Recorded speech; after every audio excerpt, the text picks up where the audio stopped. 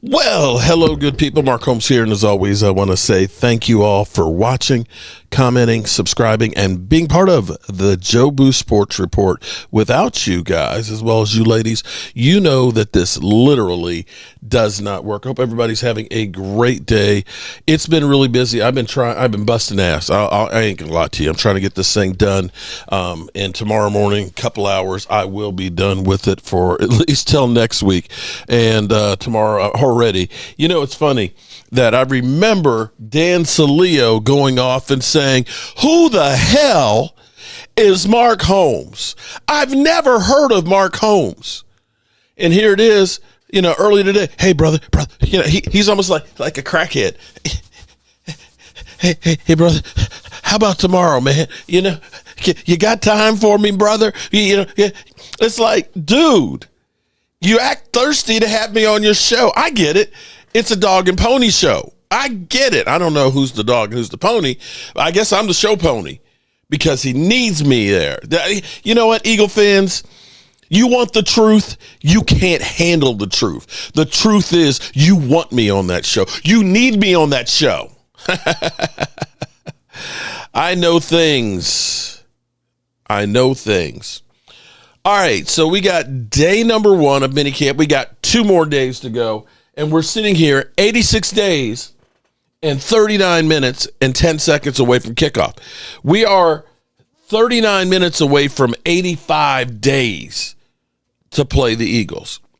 And we got Micah Parsons interview in the building talking about building relationships. Now, I'm going to say, now Jerry Jones talked with Micah Parsons, and they talked about what he did, you know, while he was out and this, that, and the other. They didn't talk about the contract. Now, I'm trying to figure out if that's a good thing or not, because Jerry Jones said, you know, we got to sit down with Micah, you know, and get the deal here now. Well, Micah's already been on board and saying, you know, bro, talk to my agent. Talk to my agent because he's the one that does that. You're not circumventing me. So maybe that Jerry finally has got the message on there. Now, we got a clip of Micah Parsons' interview after practice, and I want to see what he had to say. I don't know, because I've been busting ass up and down the steps and trying to get this thing done, that I haven't kept up with it. So I don't even know if he practiced or not. So let me put on my glasses here that I'm still trying to get used to. Let's go to the tape. To be here? I think it's important. Like I said, it's very important. Just building the knowledge of the defense, understanding what Flus and I'm trying to do. Very dynamic scheme, and I'm pretty excited about it after just going through a couple installs and a couple plays with the guys. You and Jerry talked for what looked to be about 28, 30 minutes. What was that discussion like, and can you tell us a little bit about what you guys talked about? Yeah, we were talking about how my off-season's been, the training I've been putting in, and he told me I looked pretty good, so I got excited about that. Asked me about the trip I just went on, and you know, it was a pretty good conversation. And then obviously, just stepping up and being a leader, how much he appreciates I'm here, and that means a lot to me. How hopeful are you to get a deal done before you go to Oxnard? I'm pretty hopeful. I'm still, hanging tight. Like, I understand it's up to him, and he gives the green light on everything. So hopefully something's done, by next month. How do you avoid getting anxious as this thing starts to drag on a little bit? I just keep on working. At the end of the day, man, I still love football. I think it's still about football. I understand the business side always kind of creeps in. Yeah, the business every couple side. Years in the football world, but I just keep it about football. What are the conversations with you and David like at this point? I mean, just like anything, I look at David as more than just an agent. I look at him as a friend, a role model to me, a father figure. He's always there for me. So we talk about anything every day. We talk about other agents. We talk about other players' deals. We talk about life. We talk about family. I just spent time with him this weekend at his house in Austin, took care of me and my family and friends. So, I think everything's just pretty mutual, just telling day-to-day talks. What was that conversation with Jerry about at practice?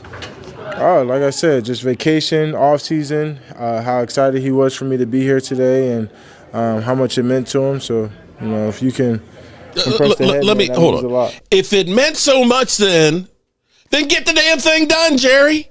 Look, hey, we're happy that you're here, because we've been screwing you over on not getting this thing done. Okay, I've done everything I'm supposed to do. Now you get this shit done. No contract talk at all? No contract talk at all. You had said that in a tweet, it's in the owner's hands. At this point, are you waiting on him to make that phone call?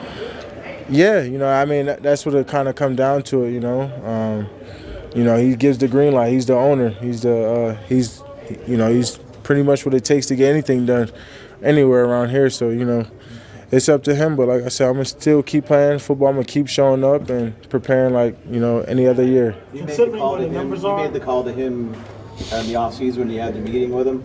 Why can you make a call now and get it going? Nah.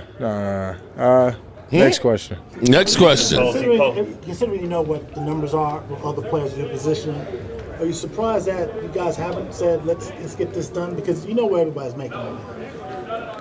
Yeah, I mean, some people like to take their time more than others. You can't rush the process. He wants the deal to go as cleanly as possible. I want the deal to go as clean as possible. So it's just about getting it done as cleanly and quickly as possible. You saw other guys in your position not attend mandatory mini camps today. Why did you feel it was important to be here with the rest of the team? Well, for them, I think everyone's different. Those guys is vetted in their program. I think, guys like that, they already can, put themselves at the top. And, they're great leaders for their program. I think for me, I'm still trying to build. I'm still into my second deal. Those guys are going to their third deal, so everyone's situation is different. Have you made any decisions about camp? If you don't have a deal, will you still attend? Yeah, I'll still be in Oxnard. I already got my house. He got a house in Oxnard. Said and done, so I'll be in Oxnard, me, my kids, my family, so we'll be there. Will you be on the practice field? Yeah, I'll be out there. Okay. What can you contribute while not in shoulder pads and a helmet, but out there just in a bucket hat and whatnot? What can you contribute to the team? Yeah, just being vocal, understanding what looks right. Even, they're going through the drills and guys ask me how'd I look. Just simple things. Well, how's my footwork? It's not always the major things that makes football great. It's always the small details, the footwork, the positioning, the angles, things like that I think I can contribute. And we'll go in and we'll watch film together, and I can tell guys what I see from a vetted, experience about going through a lot, Like you said, you'll be on the field. Will you practice in Oxnard without a deal? We'll see. We'll see. Time to tell. Why didn't you today? Or what did you do today? Today, I just got some back tightness from training with Trey yesterday. And, it's just been kicking me in the butt. Trey, he brings it out of me every time. So it's gonna be fun to keep training with Trey. I miss that guy. Were you surprised by Shotty's reaction to your little prank call that you had? Nah, that's how he is. He calls me the other day and was like, man, what are you doing? Like, he calls me randomly, like, gives me a shout. So, I kind of knew he would answer the phone. That relationship with him, how does that help in this process right now? Man, it helps greatly because at the end of the day, you're nothing without the supports of the people around you. So understanding he knows what situation I am, CD obviously going through it, Dak, just getting their words of advice, encouragement, they understanding what I'm going through. That means a lot to me. It gives you hope, to just stay strong and understanding that, just keep putting the work in and, everything's going to work out for itself. So you need guys like that to be in your corner and support you through this process. One of the things you're looking about your relationship with Shotty that you were comfortable enough to pull the prank. Man, I would say Shotty kind of been since, he got hired, I've been very impressed with just how he's been building a relationship with me. And I would say it's different because, especially when you got an offensive coach, they don't tend to want to reach out and, check in on the daily or the monthly to see how's your training going, asking where you going, calling you on your birthday. It's kind of more, exit meeting, intro meetings, what they expect out of you, how happy they're here for you. But I would just say he's been, like I said, just been constantly, since he's been hired, reaching out with me, building that relationship with me, going above and beyond, inviting my family places, showing up to, my events, things like that. So, I mean, honestly, kudos to him. That's something that, I don't think it's an easy do because you don't know how certain people would accept it. But I think he's accepted his role pretty well, and I think he has everyone excited around here. You tempted to make a good night call like that to Jerry? Maybe that get the job done? Truth be told, I might have called him. Did he answer? Nah, he didn't answer. Micah, one of the things you're trying to lean into and show this year is your mentorship, leadership. Just what are you seeing from the younger guys like Marshawn Nealon, Donovan Ezraku, and just what are your general tips to those young guys coming up on the league? So, first foremost, one thing I told him off rip, when I got into the meeting, I said, man, this is an egoless room. I want everyone to win. Whether you'll be here in 4 years, whether I'll be here, I want all of us to succeed. That's the only way we'll win. We got to all want to see each other win. So if we got to sacrifice where we want to be sometimes and you catch someone else on the back end, that's just what they got to do. But there is no egos in this room. And I said, don't be afraid and don't take constructive criticism as a hate or heat towards you. Everyone gets it. I told them, welcome me. If I'm BSing, tell me to get the on. You know what I mean? Like, you just got to have that critiqueness into you to say, as a man, I got to take what I give, and I think I want that for the room. I like this. I think before you try to tell someone something is become an issue. Everyone, at the end of the day, everyone stinks. You know what I mean? Like, you can't hide it. We're all not perfect. So, that's kind of what I told them early on. I'll be excited to work with him a little bit more in camp. I told him specifically, I'm happy you like to play on the right side because I don't like to do it that much. So when you're out there, I know I don't got to argue with you about it. But no, I think those guys is going to be great additions. But the thing is, I noticed with them, they just keep their head down and they just work. And I think that's a good sign early on, just working. You're very close to Diggs. You're very close to Diggs. Just dominant hand. Yeah, you want to play with dominant hand. If I'm on the left, I get to play a lot more with my right hand, whereas if I'm on the right, I play more than my left. But the footwork and everything's pretty much the same. You're very close to Diggs. How difficult has this been for him to go through another rehab? I think it's extremely difficult for Diggs. And, I almost, I actually had to fly out there to check on him because he was like, bro, you got to come visit me. I think he was getting a little lonely. But, I went out there to check on him, man, and, the things that I felt like he wasn't doing, I got on him, and the things that he was doing, I support him. I think, that's one person. Even when we went to work out, I was like, oh, no, you owe me some more sets. Like, I want you to – it's your comeback play. I want you to be comeback player of the year, and I think – in his case, I don't think he reaches out to a lot of people. A lot of people don't understand him, and that's okay because I was like, yo, I understand you. I know where you at right now, and I'm here for you. I don't want nothing from you. Like, a lot of people might want something from you. I was like, I don't want anything from you. I'm here to strictly support you and be there for you throughout your time.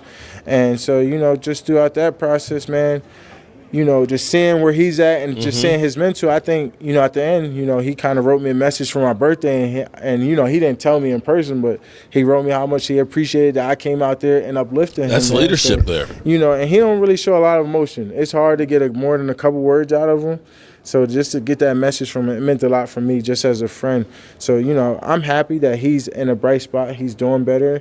And I'm just hoping he has the year that he wants to. It's just now I'm telling him he got to kick it to overdrive now. I say no more excuses. Why do you think he's misunderstood? I just think everyone's misunderstood in their own right. I just think Diggs is a person that you kind of got to open up yourself to him before he opens up to you. And I think he's one of them people that he's so competitive in his own right because I challenge him every week. I actually lose money sometimes with him, man. Like, I be telling him, like, man, this guy better not have 5 catches. Like, I need you to be on it. Like, I need you. And he practiced so much harder because of it. And then you go out to the game, and I just think he needs to be challenged. I think sometimes coaches get a little bit boring. We all know that. I think that sometimes people get boring, and I just think he's a guy that needs to be challenged. He needs to be pushed. And if you're not challenging or pushing him, he kind of mellows out, So I just know what type of guy I got, so I push him, and he knows it's always coming from the right place with me. And even when we're in the locker room, he's like, Mike, come on, let's play ping pong. Come on, bro, like, just play with me for just a little bit, like, or let's go play catch. Come to the side, play catch. Like, he's a person that just wants to be challenged. He wants to be active, and I don't think a lot of people willing to do that with him, except for me. So I think he matches me perfectly. So we're just why we're 7-11. All right, we're gonna open up the locker room. All right, there you go. I like that because he's basically gone through, and we're not talking about it. This is interesting that Stephen Jones and him both are like, we're not talking about the contract. Next question. Nobody wants to talk about it. And Jerry, of course, didn't talk to him about it. But you see here where he's talking about pushing Diggs in situations. So he recognizes that there's an issue with Diggs, and he's trying to do what he can to help motivate him. The Cowboys are very, very fortunate to have a guy like this because we could be dealing with a situation like T.J. Watt, who's not there, or Trey Henderson. You know, you got James Cook who's pissed off and holding out. He's planning on being there in Oxnard. It may be that he's holding in, but he's got a house there in Oxnard to be there with his family. So, Jerry, get this thing done, man. Get this thing done. All right, I'm gonna go take me a shower because I'm funky from working and getting this place done. I've got the people excited about their house, and I'm excited about getting done and getting on to other things. I will see you guys later, but I got to get out of here. I can't stand it anymore. I've got to get out of here. I've got to get out of here. Calm down. Get a hold of yourself. Stewardess, please let me handle this. I've got to get Calm down. Now get back to your seat. I'll take care of this. Calm down. Calm down. Get a hold of yourself. Doctor, you're one on the phone. Everything's going to be all right. Please. Sister, please, I'll handle this. Yourself.